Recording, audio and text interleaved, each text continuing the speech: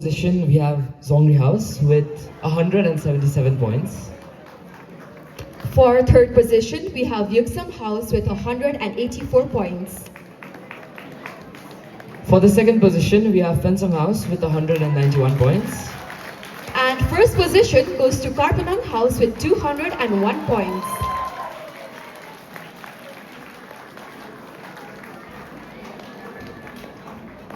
Participants for today's event. We would also like to extend our gratitude to the prize committee headed by Ma'am Nikita Chetri. I would like to thank the tabulation team headed by Sir Parasmani Chetri, comprising of members Vedant Jigmet, Diwalung Rai, Rohan Sundas, Ari Norbu, and Tenzing Wongzi. I would also like to thank Chitan Lamu from 12B for the display.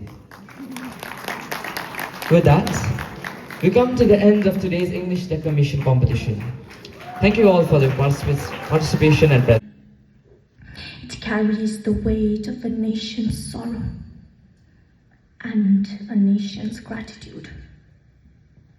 War takes the hands of loved ones and sends them back cold, clenched and still. So, the next time we speak of war as a matter of pride or politics, let us pause. The next time we think of it as defense or strategy, let us think of what it demands. And when we salute it as patriotism, let us recognize it as pain. Behind every uniform is a family, waiting, hoping, and sometimes breaking. Behind every anthem sung with pride is a silence no celebration can ever fill. So, the next time we speak of war, let us speak with awareness. The next time we honor the brave, let us honor the cost. And the next time we speak of it as victory, let us never forget the price. Because at the end, war may reclaim boundaries, but above all, war takes lives. Thank you. I'm sure that most people out here are probably thinking, when is this elocution going to get over? Or when can I finally go home? Well, my fellow audience, as we sit here in our comfortable chairs, clothes, and safe surroundings, there are millions of children out there in the world who lack the privilege of mere comfort. While we hold pens, these children hold weapons and tools beyond our imagination. While we complain about having too much of schoolwork, these children never get the chance to do any. While we wake up to our alarms to go to boarding old school, these children wake up to the fear of survival and to provide for their families. Therefore, I quote, "Behind every tiny hand forced to work is a dream crushed before it could begin." Good afternoon, everyone. I am Lazilla Dorji from class 11B, representing Zongri House. And today I stand here before you all to deliver a speech by Kailash Satyarthi, a well-known child's rights activist. Friends, the Nobel Prize Committee has generously invited me here today to present to you all a lecture. But with all due respect, I am unable to do that because I am representing here the sound of silence, the cries of innocence, and the face of invisibility. I represent millions of those children who are left behind. And I am here today to share the voices and dreams of our children.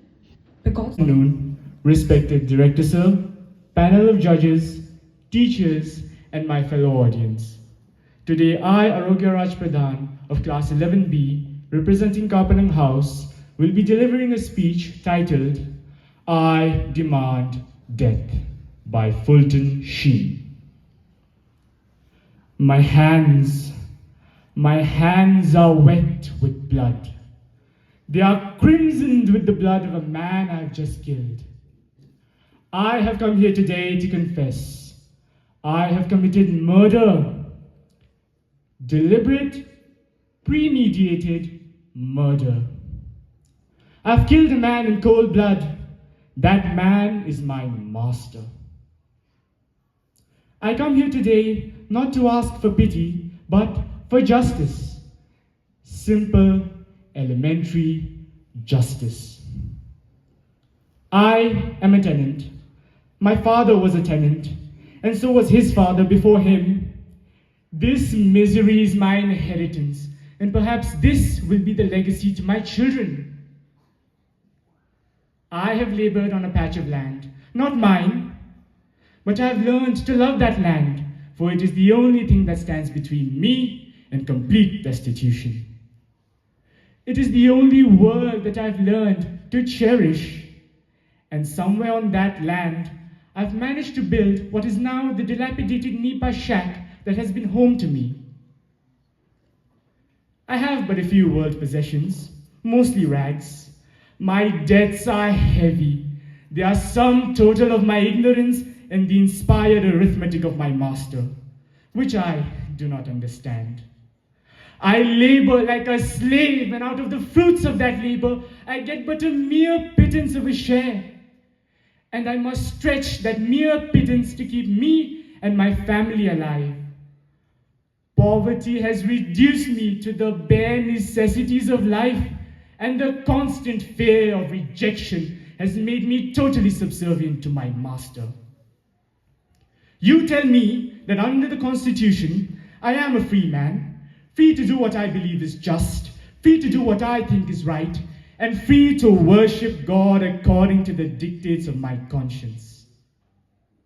But I do not understand the meaning of all these, for I have never known freedom.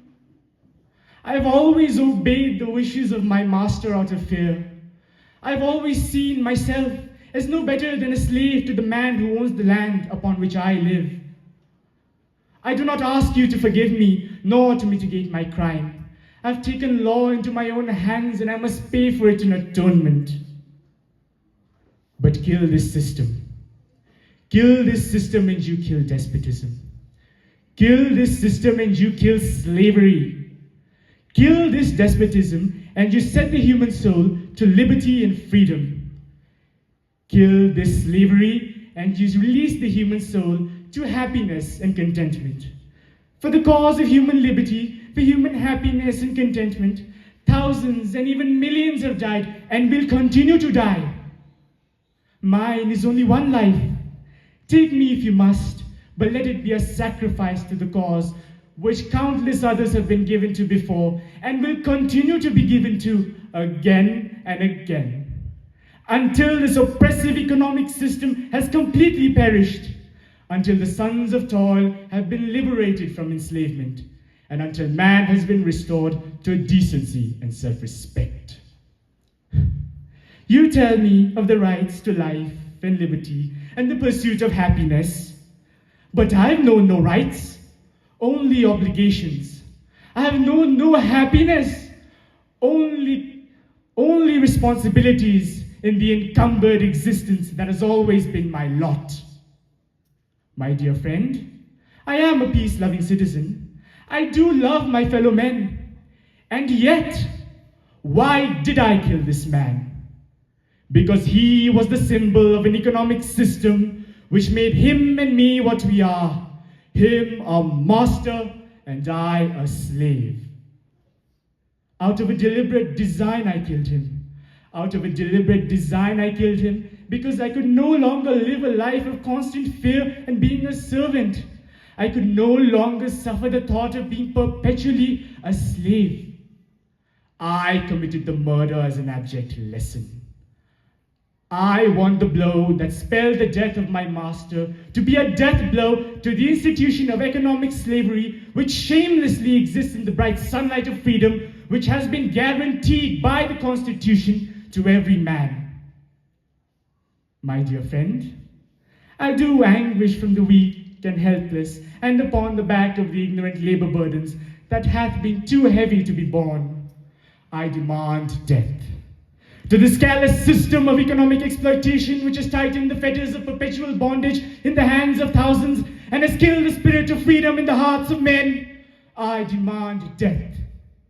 To this oppression that has denied liberty to the free and unbounded children of God, I demand death. Thank you. Hush of moonlight on ocean tides. But now, her lullaby has turned into a requiem.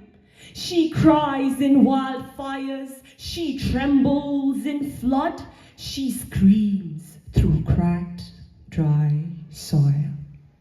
And we scroll past her sorrow, thumbs moving, hearts still, souls asleep. The future isn't waiting to die. It's already bleeding beneath our fingertips. Good afternoon, esteemed panel of judges, teachers, and everyone present here. I, Kunsangong Mubutia of Class 11A representing Fensong House, stand before you today to deliver a speech on the topic, "The future is dying in front of us and we keep scrolling," inspired by His Holiness the 14th Dalai Lama. Let me ask you a question. What do we do when we see flames devour forests, when floods swallow homes, when a 6-year-old Syrian girl cries for her dead baby brother? We scroll, we double tap, we move on. The future is dying in front of us, and we keep scrolling, like grief is a passing story, like extinction is a distant movie, like reality is someone else's responsibility. But this isn't fiction. This isn't a Netflix apocalypse. This is your planet, your people, your future, and we are seeing it vanish with full bars of Wi-Fi. We are the most informed generation in history, and somehow the most disconnected from reality. There are farmers in India hanging themselves because their crops have died, and no one heard them scream. There are children in Gaza who've forgotten what silence feels like, because even silence there sounds like sirens. And yet, we scroll and scroll and scroll. We're not just losing the earth, we're losing our empathy. We're losing our urgency. We're losing our humanity. His Holiness the 14th Dalai Lama said, and I quote, "It is not enough to be compassionate, we must act," unquote. So, what are we doing?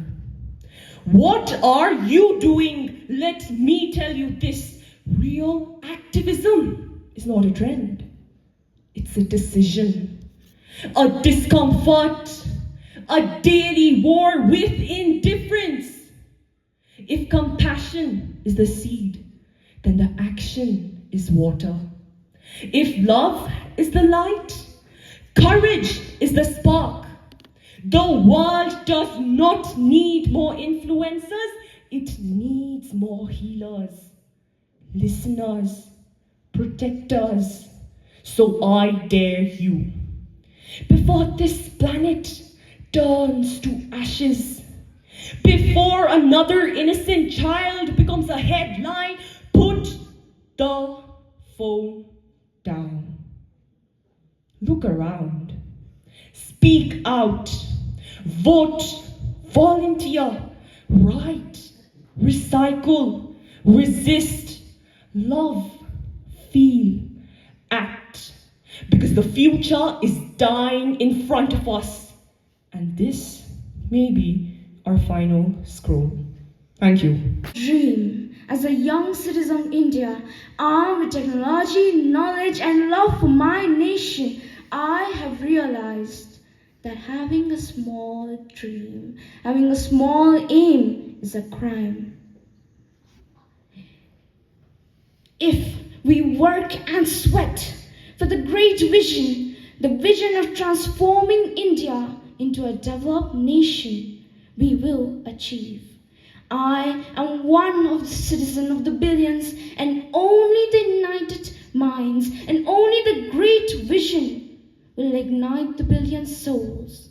It has entered to me that the billion souls. Respected director, sir, esteemed panel of judges, said I was lucky to have a roof over my head, lucky to wear branded clothes, lucky to have parents who gave me everything except themselves.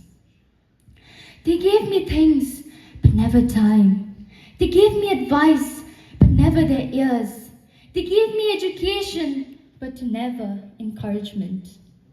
I sat at dinner tables with golden cutlery, but I was starving for a single word of love. Do you know what it feels like to scream in a room full of people and still feel unheard? To walk down a hallway filled with light and still feel cold and forgotten.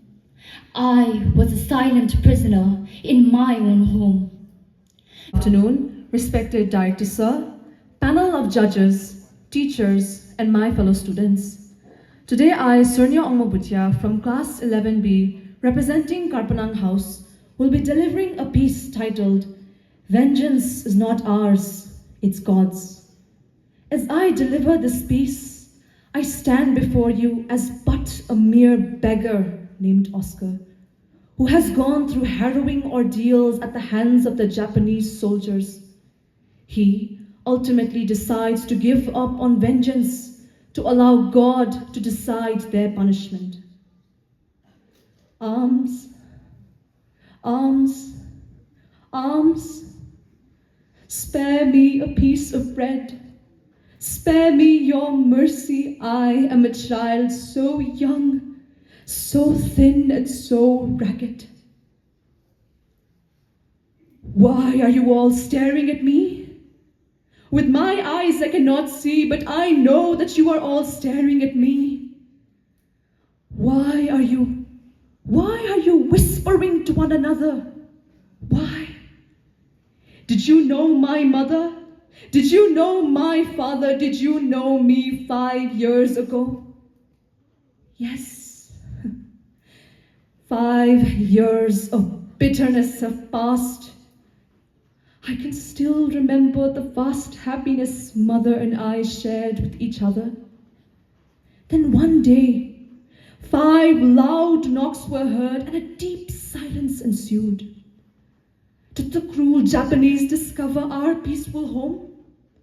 Mother ran to father's side, pleading, Luis, please, hide in the cellar, there in the cellar where they cannot find you. I pulled my father's arms, but he did not move. It was as though his feet were glued to the floor. The door went bang, and before us, 5 ugly beasts came barging in. Are you Captain Luis Santos? Roared the ugliest of them all. Yes, said my father. You are under arrest, said one of the beasts as they took my father roughly away from us. He was not even given a chance to bid us goodbye. We followed them mile after mile, battling hunger and thirst. Then suddenly, we heard my father's voice call out, Consuelo, Oscar, Consuelo, Oscar. Consuelo? Oscar? We ran towards the direction of the voice, but it was too late. We saw Father hanging on a tree, dead. No. Oh, it was terrible. He had been badly beaten before he died, and I cried, "Vengeance! Vengeance! Vengeance!" Everything went black. The next thing I knew, I was nursing my poor, invalid mother. We heard the church bells ringing. It was a sign for us to find shelter in our hideout, but I could not leave my invalid mother. I tried to show her the way, then suddenly, bombs started falling. Airplanes were roaring overhead, and canyons were firing from everywhere. And just like that, Mother was hit. Her legs were shattered into pieces. I took her gently in my arms and cried, "I'll have vengeance! Vengeance!" "No, Oscar. Vengeance, it's not ours. It's God's," said my mother. But I cried out vengeance. I was like a pent-up volcano. "Vengeance is mine, not the Lord's." "No, Oscar. Vengeance, it's God's." These were the words from my mother before she died. Mother was dead, and I was blind. Vengeance is not ours. To forgive is divine, but vengeance, oh, vengeance, it is so much sweeter. That was 5 years ago. 5 years. Well, alms, alms, alms. Spare me a piece of bread. Spare me your mercy. I am a child so young, so thin, and so ragged. Vengeance is not ours. It's God's. It's God's. It's... Thank you.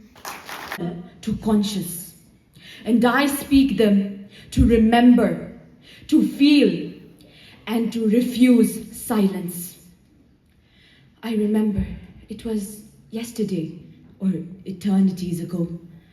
A young Jewish boy discovered the kingdom of night.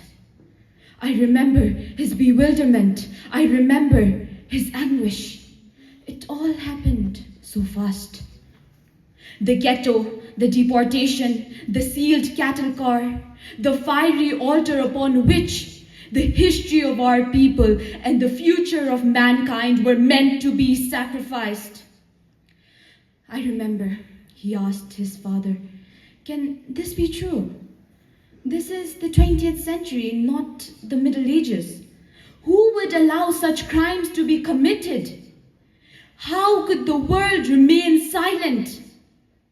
And now the boy is turning to me. "Tell me," he asks, "what have you done with my future? What have you done with your life?" And I explain to him, and I tell him that I have tried to keep memory alive, that I have tried to fight those who would forget. Because if we forget, we are guilty, we are accomplices. We could not prevent their deaths the first time, but if we forget them, they will be killed a second time, and this time it will be our responsibility. And then I explained to him how naive we were, that the world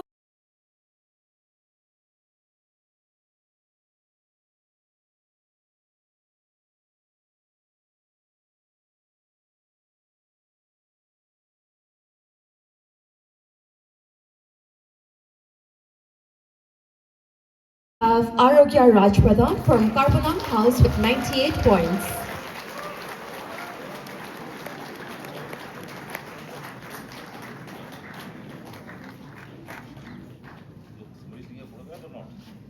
Where's the photographer gone, yeah?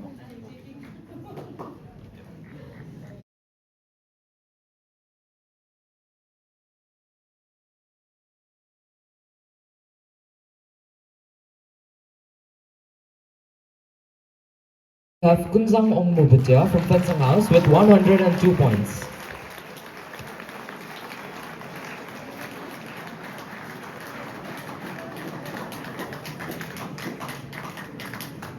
Arnia Ongmo Bhutia from Carbonam House with 103 points.